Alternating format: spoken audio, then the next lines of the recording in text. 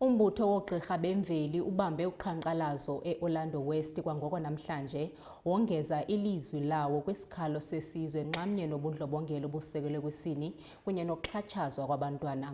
Lo mbutho uthi oogqirha bomthonyama bazimisele ukuthatha indima enamandla ekuqubisaneni neengxaki ezijamelene nelizwe kunye nokunceda ukwakha uluntu olukhuselekile.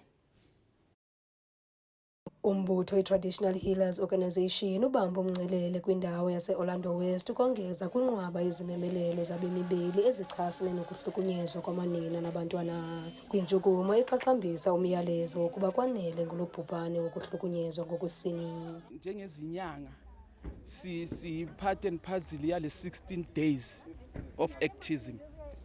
Esikwazi ukuthi manje abantu sizibonakalise ebantwini ukuthi sisidila ngomphakathi, sinathi siwumphakathi, siyazwelana nako konke okuvelayo emphakathini okuhlukumeza umphakathi. Sizothi ke emphakathini kuwonkana ku South Africa yonkana isibukile ukuthi sithithina phansi ngokubulawa kwabantwana, phansi ngokubulawa kwabantu abesifazane, phansi ngokubulawa kwabantwana babafana futhi nabo bedlwengulwa. Sithi thina makube khona iprotection ekhona ezweni ngoba ebunyangeni ubunyanga bubonakala kuyinto embi kanti ubunyanga buhle kakhulu. Eliqela liziva libekelwe bucala ngurhulumente lisithi akababandakanye kwimiba yetshisibunzi yeli. Into esifuna ukuba involve eyintweni ugovernment azenzayo ezifaka umphakathi njengabalaphi bendabuko.